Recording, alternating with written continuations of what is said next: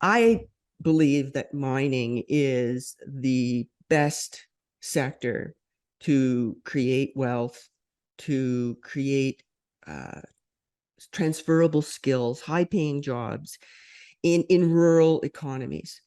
And it kills me when I go and see these dying communities being run by some central government, whether it's the capital of a state or the capital of a province or the capital of a country, having no idea that their policies that they're so enthralled with and forcing on people that it's taking jobs out of the country, it's taking domestic security out of the country, and it's killing rural communities, and it drives me nuts, and I don't see how it's going to I don't see how they're going to change unless they feel it in the pocketbook, but they don't because they can print money.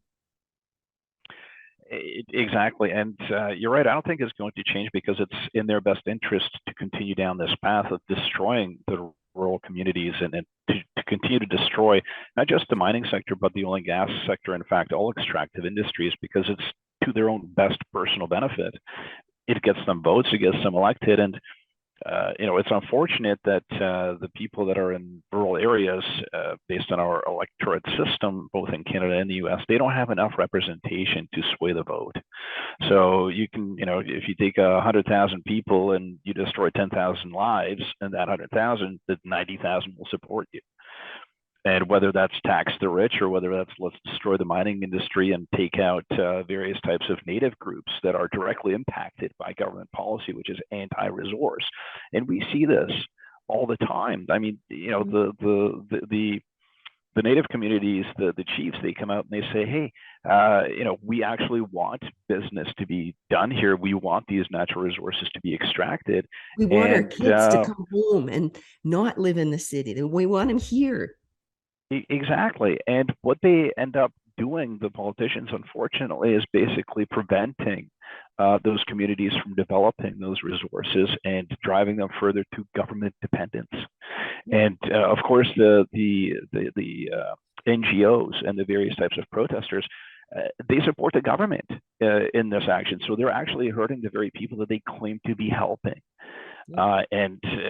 There's commentary on this from the communities, from the chiefs and the individuals that live there, that speak exactly to this point. But it falls on deaf ears again because the people in the cities, they don't see these things, and the people in the cities, they think that electricity comes out of a wall socket and food comes from a grocery store. They don't understand the absolute necessity and reliance for natural resources and the involvement of the communities to put these things on their table and to sustain civilization as we know it.